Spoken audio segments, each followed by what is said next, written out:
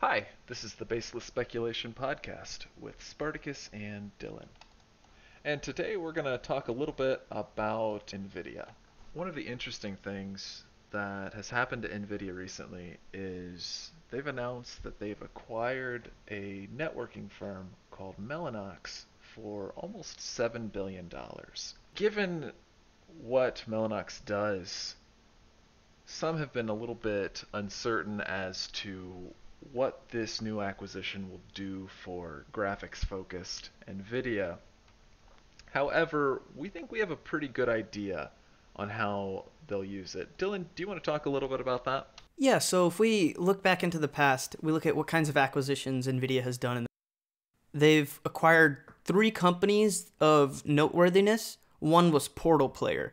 And so Portal Player used to make application processors for iPods, and Nvidia acquired them, and then Apple switched to Samsung, a little bit afterwards. So not too successful, but it made sense where they were trying to go. The next thing they acquired was Agea, the PhysX company, and that was in response to Intel acquiring Havok. And Nvidia's whole thing there was they wanted to have GPU physics engines. And while PhysX was successful, GPU PhysX was not.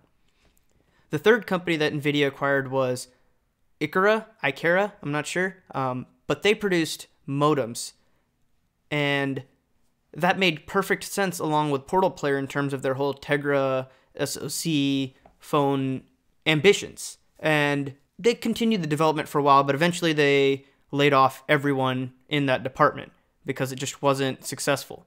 You mentioned all those acquisitions, all the major acquisitions of Nvidia in a pretty brief amount of time. You can really summarize those because a lot of the links to what Nvidia was doing or trying to do at that time were pretty clear.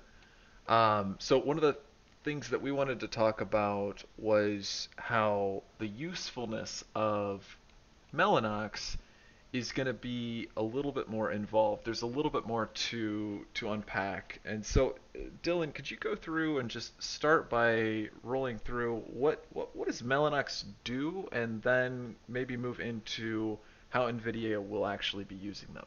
Yeah, so Mellanox makes networking solutions. So they're really popularly known for InfiniBand, which is networking between nodes of servers. The other thing they do is make Ethernet NICs, network integrated controllers, the high-end ones. And so their roadmap for those is quite interesting, though. They currently just make normal NICs, but soon they're going to start making smart NICs, if you will. And you didn't see me doing the quotation marks, but the reason they call them smart NICs is because they're going to begin integrating ARM CPUs onto them. And the whole purpose of that is the intelligent routing of data.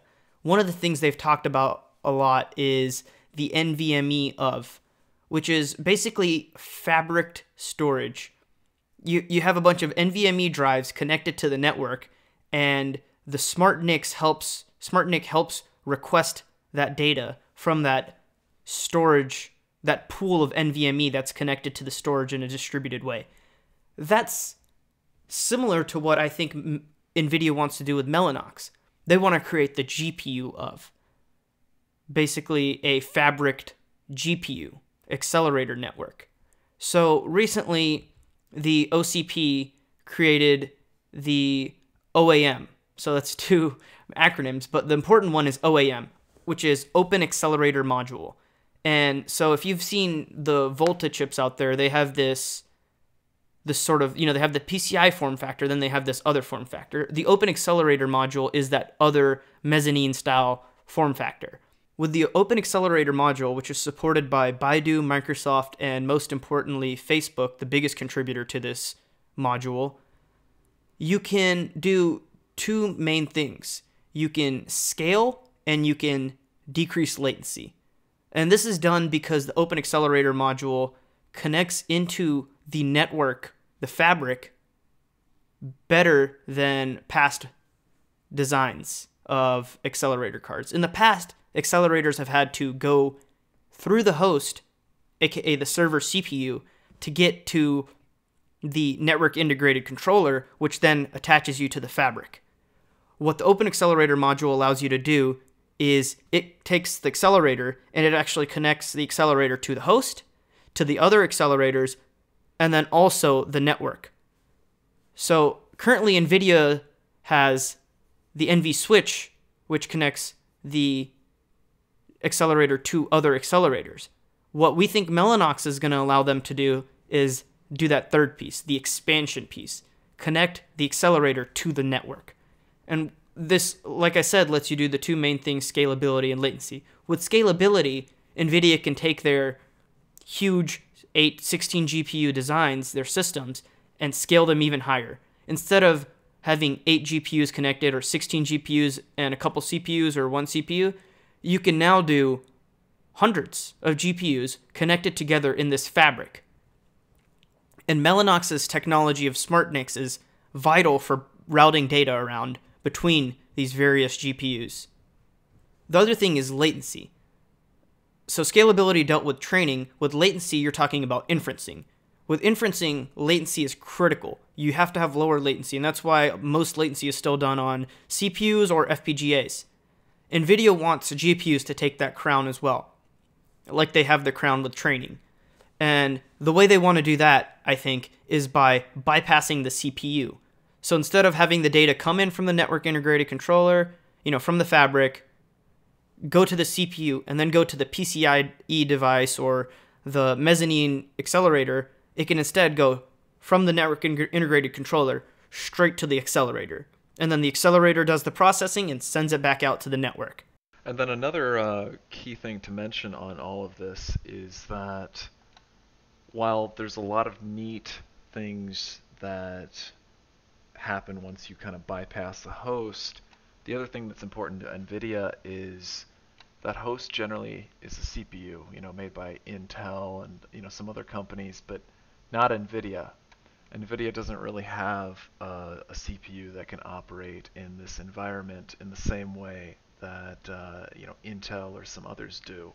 So by solving this problem in this manner, it kind of overcomes a limitation that NVIDIA has. So that's another really interesting thing to mention with how this whole Mellanox arrangement could work.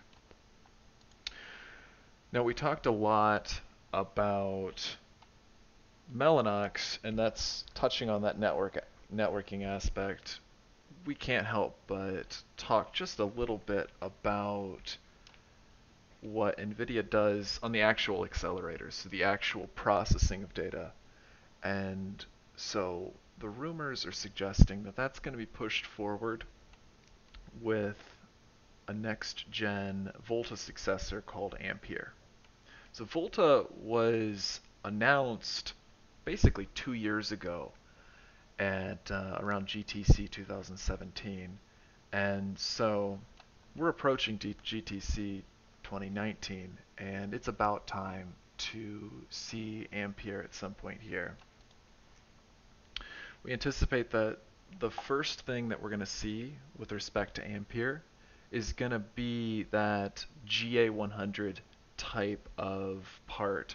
So it's going to be, maybe we might call that the big Ampere. It might be somewhere around 500, 600 millimeters squared, pretty big for a 7 nanometer part. Based on NVIDIA's guidance, we expect probably more than 32 gigs of HBM2 and quite a bit of processing power with next gen NVLink, all that jazz. It's going to be pretty interesting. One of the really neat things that was noted by NVIDIA was that this guy is actually going to be using HBM2 based on most recent guidance. And if you end up doing the math on HBM2, you only get so many different options. If you kind of hold NVIDIA to somewhere around 4 or 6 HBM2 stacks, somewhere in there, and look at the currently available roughly 2 to 2.4 gigabit per second data rates, and it's going to be interesting. It's going to be somewhere around 1 terabyte per second up to not quite 2 terabytes per second. There's a little bit of variability in there. We're not quite sure what exactly that's going to be looking like, but it's certainly getting close to the point where we could almost see them moving to more than 4 stacks of HBM2, depending on how bandwidth hungry this new processor ends up being. And speaking of new processors, one of the things that we're hearing some rumors about are an entirely new GPU just for inferencing. And so we're hearing that this might get attached to kind of a GA101 type GPU rather than a GA100. So the 101 code name really hasn't been used effectively at all, or at least in recent history, by Nvidia. So this would be a new GPU in a different space. So if it looks like other modern inferencing options, then it would be relatively low power.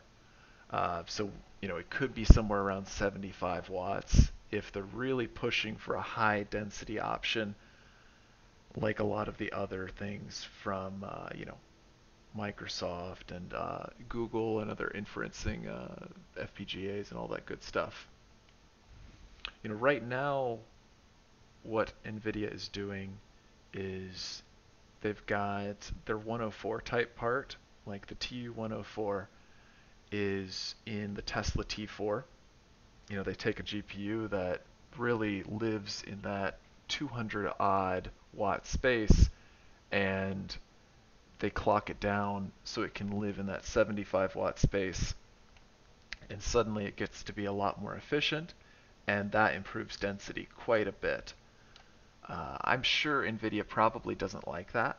That's not quite the area that they want to be doing. It's a big GPU to be clocking down that much. So we're really interested to see what this kind of thing could look like. It's probably going to be cutting out a lot of the FP64 hardware, probably some of the FP32 hardware as well, if it's really going hardcore on just inferencing. So it's going to be a lot of those tensor units. And we're sure it's going to almost certainly be ready to harness a lot of the networking options that Dylan was mentioning. It's going to be pretty fascinating, that's for sure. And then, again, we just love GPUs over here. And so we can't really stop this podcast without talking about one more thing. So, Dylan, do you want to talk a little bit about Orin? Yeah, so this definitely kind of doesn't fall into the whole Mellanox acquisition, but Nvidia is almost sure to announce Orin. Orin being the successor to Xavier. And Orin should be about 5 times the performance of Xavier, based on some slides and roadmaps that Nvidia has given out in the past. Orin being 5x of Xavier is kind of hard to imagine if they keep it in the same power envelope. And it's very likely that they'll actually increase the power envelope. Xavier was, 30 watts, and that was a huge increase from prior. And prior Tegra processors, they slowly just evolved from being phone to only tablet to now only 30 watts. And I think they're going to continue this trend, and Orin will likely be 100 to 150 watts. The way I arrive at that is pretty crude.